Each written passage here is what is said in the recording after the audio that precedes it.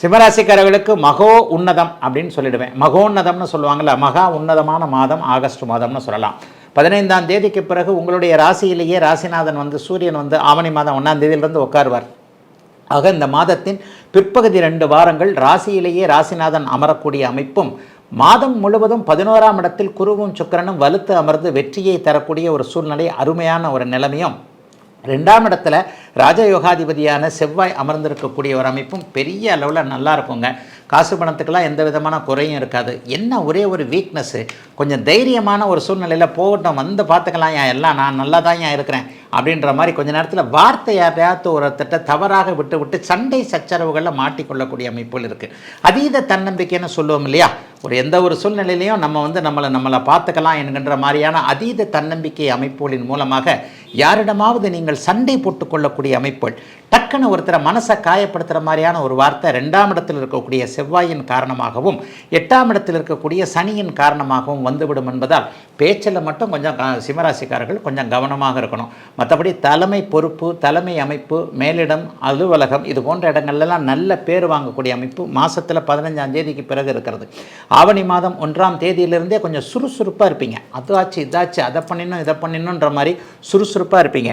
அட்டமத்து சனியாக இருக்கதே கவலைப்படவே வேண்டாம். 7ஆம் இடத்தில் இருக்கக்கூடிய குருபார்வையில் இருக்கக்கூடிய அந்த ராகு 8இல் இருக்கக்கூடிய சனிக்கு கோச்சார வேதை என்பதால் ராகு அங்கே இருக்கிற வரைக்கும், அடுத்த ராகு கேது பெயர்ச்சி நடக்கிற வரைக்கும் அட்டமத்து சனி உங்களுக்கு எந்த கெடுதலையும் பண்ணாது. ஜாம்னு இருக்கும். தைரியமாக செயல்படுங்க. எந்த ஒரு அமைப்பையும் கண்டிப்பாக அந்த இடத்துல நகர்த்தி காட்டாது. அதனை எடுத்து பார்த்தீங்கன்னா கடைசி ஒரு 6-7 மாதம் தான் அஷ்டம சனியில் ஏதாவது ஒரு சின்ன சங்கடங்கள் வரலாம். ஆகவே அட்டமத்து சனியை பற்றி கண்டிப்பாக இவர்கள் கவலைப்பட தேவையே இல்லை அப்படின்னு தான் சொல்லுவேன். 60 வயதுக்கு மேற்பட்டவர்களுக்கு ஒரு சின்ன ஹெல்த் இஷ்யூஸ் வரும்.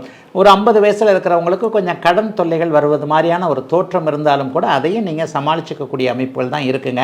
அண்ணன் அக்காள்கள் மூலமாக இதுவரைக்கும் இருந்து வந்த மனவேதனை விலகக்கூடிய அமைப்பு. சிலருக்கு 5ஆம் பாவகத்தை குரு சுக்கிரன் 2 பேரும் வலுத்து பார்க்கறதுனால என்ன வேணும்னு நினச்சிருந்தீங்களோ அதெல்லாம் கிடைக்கக்கூடிய அமைப்பு ஆகஸ்ட் மாதத்தில் உண்டு. புத்திரபாக்கியம் கிடைக்கும். வேலை மாற்றம் நல்லபடியாக இருக்கும். சிலருக்கு புதிய வேலை கிடைக்கும். என்ன ஒரு அமைப்புலையும் இது எனக்கு கிடைக்கல, அது எனக்கு கிடைக்கல, இதில் நான் ராசி இல்லாதவன், எனக்கு இது அதிர்ஷ்டம் இல்லை என்கின்ற மாதிரியாக தன்னைத்தானே நொந்து கொண்டிருக்கக்கூடிய சிலருக்கு அப்படியே அந்த நொந்துகிறதுக்கெல்லாம் வேண்டவே வேண்டாம், நீங்கள் அதிர்ஷ்டசாலிகள் தான் என்பது போன்ற 5ஆம் இடத்தை, பூர்வ புண்ணிய ஸ்தானத்தை, அதிர்ஷ்ட இடத்தை குருவும் சுக்கிரனும் வலுத்து பார்க்கின்ற காரணத்தினால் எல்லாம் நிறைவாக இருக்கக்கூடிய சின்ன தடங்கல்கள் இருந்தாலும் கூட அதை வெற்றி காண்டு ஜெயித்து விடக்கூடிய யோக மாதமாகவே அமைந்திருக்குதுங்க ஆகஸ்ட் மாதம் சிம்மராசிக்காரர்கள் எல்லோருக்கும்.